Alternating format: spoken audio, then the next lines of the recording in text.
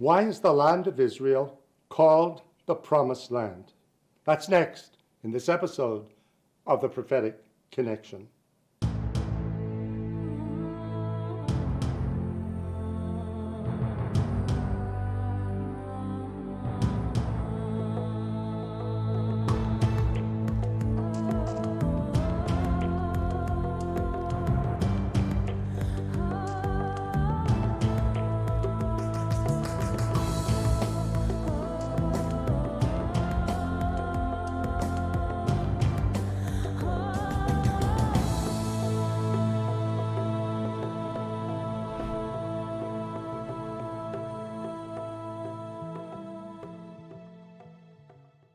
You know, I've been traveling to Israel for 44 years, sometimes 3 and 4 times a year. Now, it's obvious to you that I'm filming this in our new studio because I can't get to Israel easily. In fact, I can't film where I'd really like to film. So I'm using our studio to bring the story of Israel to you through this latest season. Israel, a blessing to all nations. So this means I've been to Jerusalem numerous times. In fact, I've filmed all over the Holy City. They call it the Holy City because there is no other city on earth quite like Jerusalem. Today, the population is somewhere close to 1 million people, and it's spread out over the hills and the valleys. But it radiates in the sunlight, and there's just something so special about Jerusalem. I notice this when I'm filming, especially if we film on Friday or after lunch on Friday, because it's like a holy hush comes over the city as buses stop running, trains are parked, the airline of Israel refuses to fly because the Sabbath is approaching. With the sunset on Friday, the weekly Sabbath begins, and it continues until sunset on Saturday. And it's amazing to be there in the 21st century and to realize that this city of God is shutting down, as it were, in reverence according to the 10 commandments that God gave Moses. Now we're speaking some 3,400 years later from when Moses received those 10 commandments. So think about that. Think of the time span in between. And yet today, there is a nation on earth that still honors God by keeping the weekly Sabbath as he commanded. But why is Jerusalem the subject of so much strife today? Because really, the nations ultimately are fighting over who controls the capital city of Israel, the city of Jerusalem. And as I've said before in other series of the Prophetic Connection, there are many verses I could use to show why Jerusalem is sacred to God, but I really need only one. And it's found in 1 Kings in chapter 9 in verse 3. And the context is the dedication, the consecration of the first temple of Solomon in Jerusalem. And God then speaks to King Solomon, and he says this to him. And the Lord said to him, I have heard your prayer and your supplication that you have made before me. I have consecrated this house, which means the temple, which you have built to put my name there forever, and my eyes and my heart will be there perpetually. That's the promise that God made to Solomon. Now, that promise must stand today. God said his eyes would be there perpetually. So they're there in the 21st century, which means God is watching over the holy city night and day.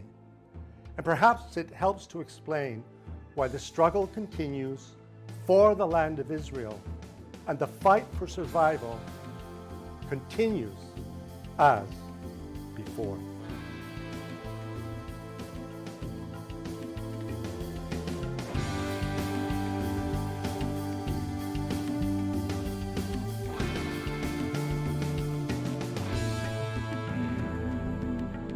Moses was, and is still today, one of the most well-known of Abraham's descendants. It was during this time they were known as the children of Israel, and had moved into Egypt, to escape a famine in Canaan nearly 400 years earlier. Once there, however, they multiplied and prospered until they were perceived as a threat to the status quo. Persecution in the form of slavery soon followed. Yet through an unusual set of circumstances, Moses grew up in the house of Pharaoh, king of Egypt. In time, he became a powerful and respected member of Pharaoh's household and court. That is until, in an impulsive moment, he killed an Egyptian who was persecuting one of his Hebrew kinsmen. As a consequence, Moses was forced to flee for his life to the land of Midian, a barren landscape where he would spend the next 40 years as a shepherd. But God had not forgotten Moses, much less the future he had in store for him. According to the Bible, it was in the land of Midian that God first revealed himself to Moses. It was as Moses was tending flocks. He noticed a bush that was burning yet was not consumed by the flames. As he drew aside to see, a voice spoke to him. "I am the God of your father, the God of Abraham, the God of Isaac, and the God of Jacob. Come now, therefore, and I will send you to Pharaoh that you may bring my people, the children of Israel, out of Egypt." So Moses, I would say, in terms of Jewish people's greatest superheroes, he would be number 2. I would say certainly in terms of prophets, he's number 1. I mean, God explicitly says in the Bible, there's no one like Moses. He lives in my house, so to speak. I speak to him peh el peh. In other words, other prophets we know went into trance state or had visions in their dreams. God speaks to Moses. He hears the voice of God, whatever that means, while he's fully conscious. And the greatness of Moses, it's similar, that he, being raised as in the royal household of Egypt, is an amazing story. Even his name is Egyptian. Like we know there's a pharaoh named Tutmosis. That he stays loyal to the Jewish people in that environment is incredible. That he risks his life for the Jewish people. But the greatness of Moses is his ability, of course, to connect to God on the highest level humanly possible. According to Jewish tradition, Moses not only received the 10 Commandments during his encounters with God on Mount Sinai, he also received Torah, or laws of God for Israel as explained in the first 5 books of the Bible. Although other and earlier civilizations also had forms of codified law, Israel was unique in that the Torah was based on belief in one supreme God. The Torah introduced new and revolutionary moral guidelines to humankind. I think Judaism has made some unique contributions to humanity. And I think a lot of it goes back to the understanding of Torah, the Jewish laws. It's expressed in the first 5 books of the Bible. And one of the things that the Torah is that it's a comprehensive lifestyle. Torah really means law, but it's more a teaching, it's a guide, or I like to translate it a Jewish lifestyle. And it's all embracing. It includes the 10 Commandments, it includes ethics, it includes festivals, it includes keeping the Sabbath, it includes how you eat, how you marry and with whom you marry, how you spend your time. So time, sexual interrelations, ethical interrelations, how you interact with other people and with God Himself, all of these are part of an encompassing lifestyle. Because the Torah was divinely inspired, as if written by the hand of God, its detailed words of instruction facilitated the development of a moral and ethical society, something that was unprecedented in the ancient world. The societies that we venerate as being so much the source of our values today, we look at the Western world, we look at ancient Greece and Rome, when we look in reality at the ethical, moral systems in those societies, and of course they had ethical, moral systems, but these values, value of life, social responsibility, equal justice, were largely lacking. And we have to appreciate that the term ethics comes from the Greek word ethos, which means custom. The term morals comes from the Latin word mores, which means custom. What was considered right or wrong in even the most sophisticated societies of the ancient world was largely what society accepted and worked in terms of expedience. For instance, overpopulation is endangered society. How are we going to feed these people? We have to control population. So the logical conclusion reached by virtually every single civilization in the ancient world, including the most advanced ones, was infanticide. Killing of newborn babies, which was a completely acceptable practice, not only for population control, but also for sex selection. Today, you hear about a baby killer, you think he's the most immoral person in the world. In the ancient world, talking about dumping your own baby down the sewer was the same thing as talking about your vacation plans or the weather. So it's actually quite shocking to people. And some of it we're aware of because now we have that movie Gladiator that came out. And when you appreciate that the greatest empire in human history's #1 source of entertainment was watching people be killed live, either by each other or by animals, or to be publicly executed. No fake blood, no special effects, the real thing. Schlepping little kids along to watch that. They thought it was very edifying to have.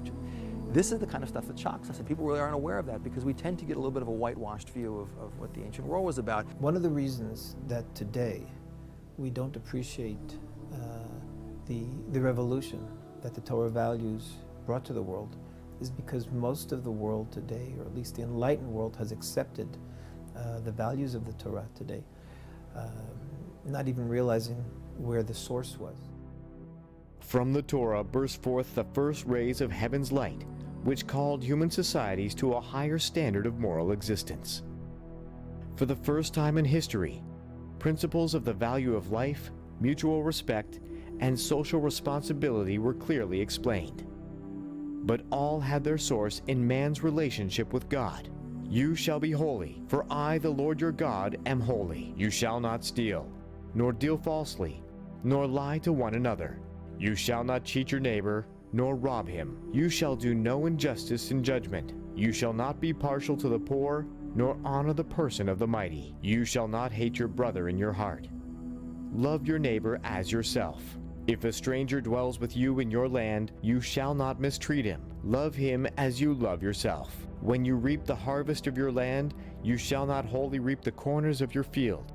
You shall leave them for the poor and the stranger. Human behavior was no longer determined by what was expedient or in the best interests of society as a whole, but rather by a moral and ethical code of God's choosing. From the pages of the Torah came a universal standard which defined both right and wrong behavior as determined by the Almighty God. In this sense, the Torah reflected the righteousness of God Himself.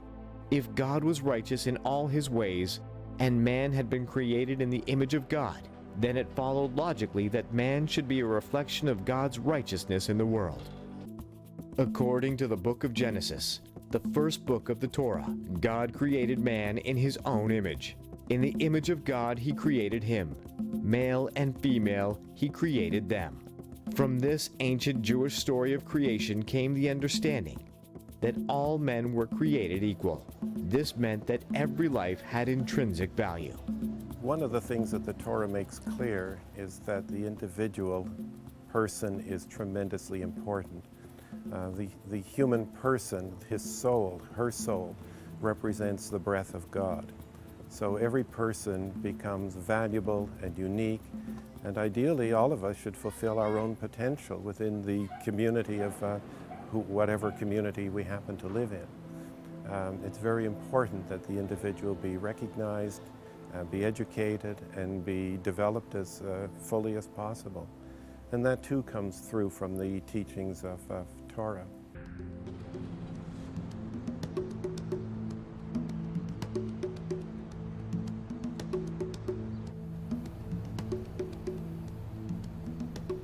In 1776, Thomas Jefferson wrote the first draft of the Declaration of Independence, a democratic system of government which was based upon the inalienable rights of individual citizens.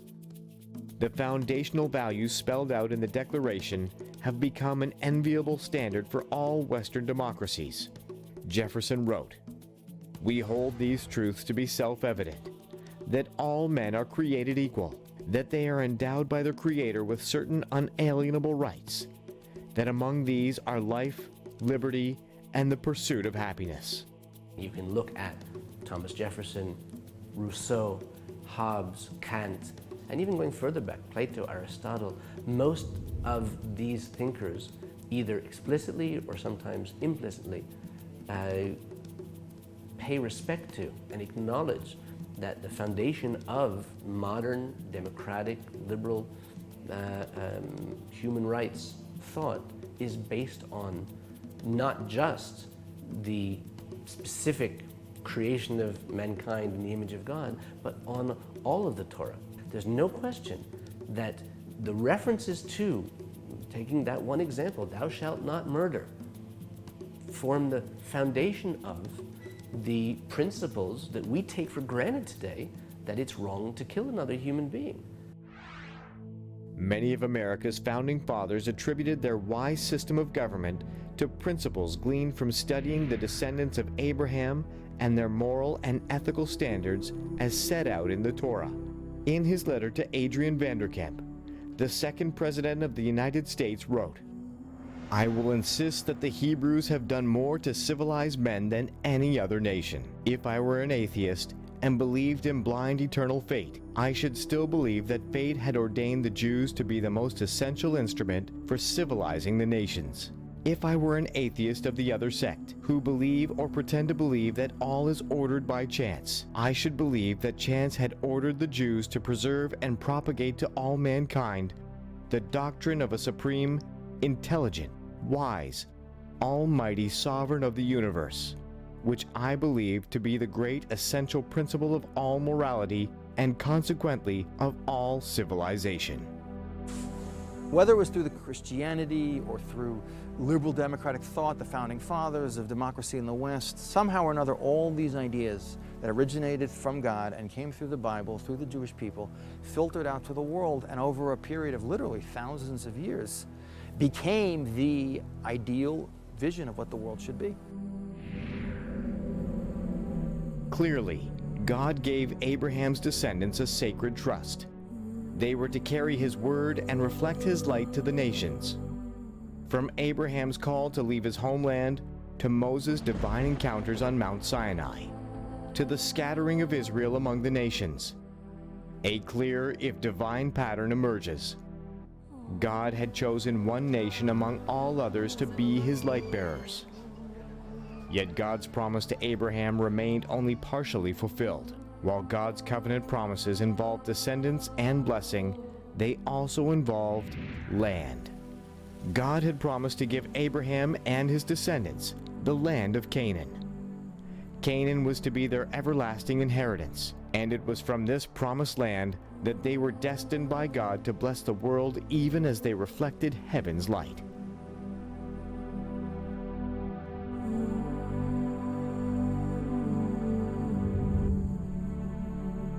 History records that this part of God's covenant with Israel remained unfulfilled up to and until the death of Moses. Before this, Abraham's descendants had merely been slaves or nomads, people without a homeland. It wasn't until after the death of Moses that this aspect of the covenant promise, the promise concerning the land, was fully realized by the children of Israel when Joshua, Moses' appointed successor, led the armies of Israel across the Jordan River in order to claim, by conquest, their God-given inheritance. From this moment on, Canaan would be their home, and in time, Jerusalem their capital. This eternal city, which God said would be his dwelling place on earth, would then become not only the heart of Israel, but also the epicenter of future world events. For God had chosen Jerusalem as the place on earth from which his light would radiate to the nations.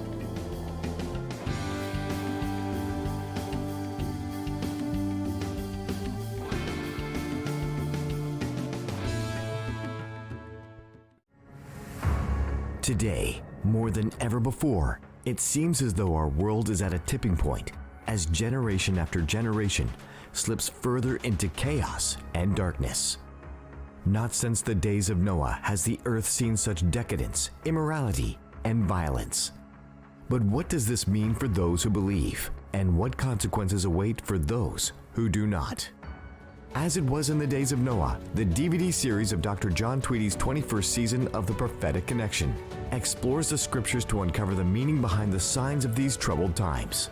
Call the number on your screen now, 1-888-206-1986, or visit C4IAmerica.com to become a new monthly partner with your gift of just $25 a month or more, and you will receive this DVD set, ideal for individuals or small group studies, along with the bi-monthly newspaper Israel the Prophetic Connection.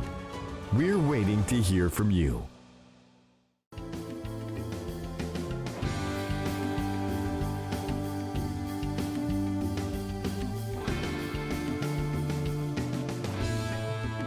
It's amazing to consider that the nation of Israel, that began with the calling of the man Abraham, commands so much of the world's attention these days. I mean, for its size and its little population of something like 9 million people and a tiny strip of land at the eastern end of the Mediterranean, this small nation commands so many of the headlines these days. How do we explain this? Well, for one thing, this isn't just any nation. It's a nation God chose, raised up through the calling of the man Abraham. And imagine the faith Abraham had to have in the one true God to be chosen of the Lord God Almighty for this task of being the father of a nation that would eventually bless all nations. And of course, that's exactly why God chose him. In a pagan society where people worshipped numerous gods, Abraham somehow knew how to worship the one true God of all creation. And it seems on the basis of his faith, God chose him. But he would need that faith to step out in faith and go to a land that God said he would show him, even though he didn't know where he was going, much less what that land looked like. And Abraham was 75 years of age when this incredible journey began. So we're following the story of Abraham and his descendants down through the centuries, over the mountains, through the valleys of their experiences, some incredibly bitter, some amazing as they saw the miraculous hand of God do things in their behalf, like the opening of the waters of the Red Sea that stood up on a heap on both sides, so they could walk through on dry ground and escape those who would oppress them in the land of Egypt. Our journey has begun, but it has only just begun. There is so much more to learn and to discover about this nation called Israel that God said would be a blessing to all nations.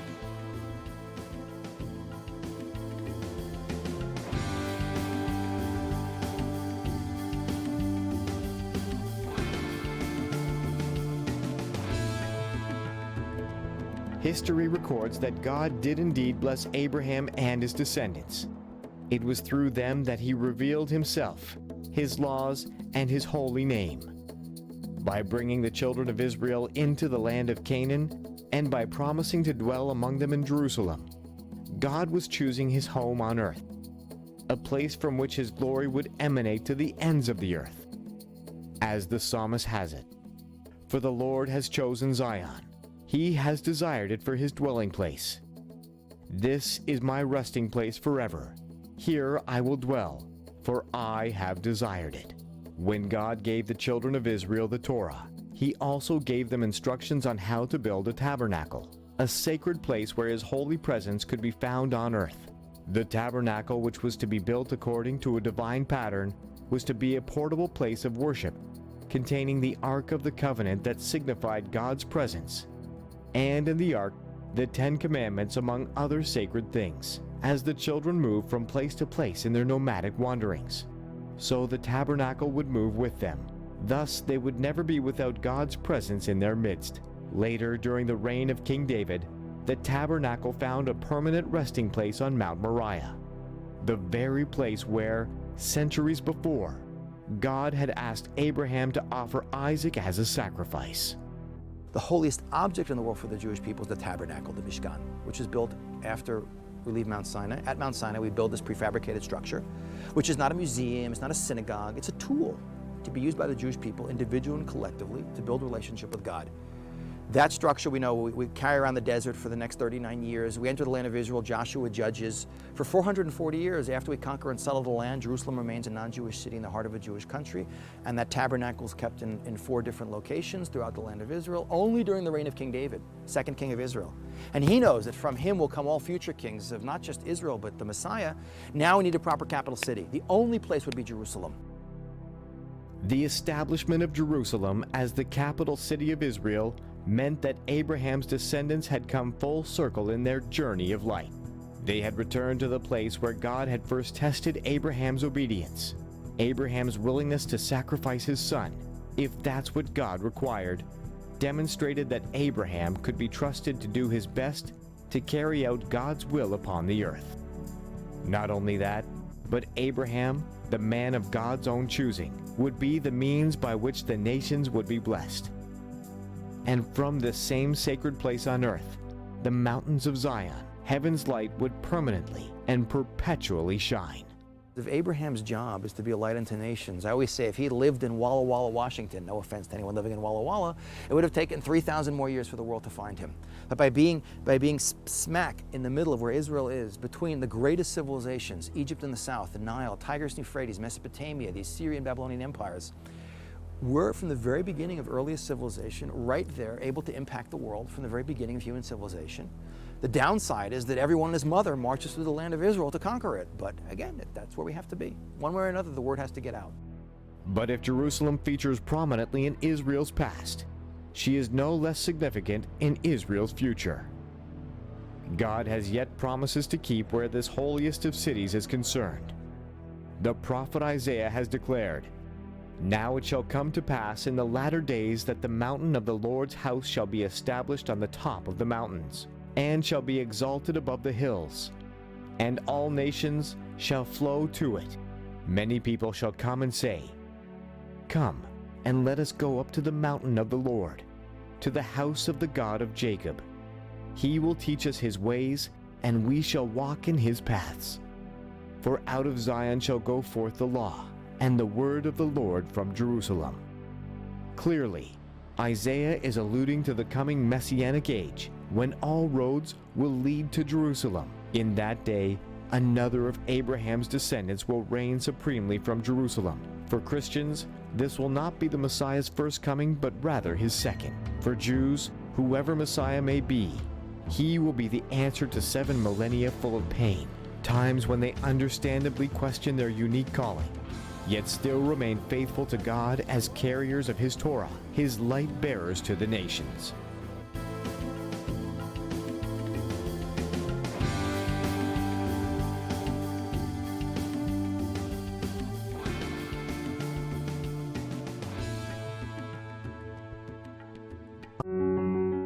This past year has been incredibly challenging, from the attacks on Israel to the ongoing struggles faced by the Jewish people worldwide. We've seen heartache, loss, and resilience like never before. Yet in the midst of these trials, C4I has been a source of hope and support in the Holy Land, providing aid, comfort, and a tangible reminder that they are not alone. Your generosity makes this life-changing work possible. Your one-time gift of just $25 or more helps us continue this vital mission. And as a thank you for your support, you will receive the bi-monthly newspaper Israel the Prophetic Connection, filled with stories and articles keeping you informed and up to date on all that is happening in Israel. Call now, 1-888-206-1986, or visit c4iamerica.com to make your one-time donation. Together, we can make a difference for the people of Israel.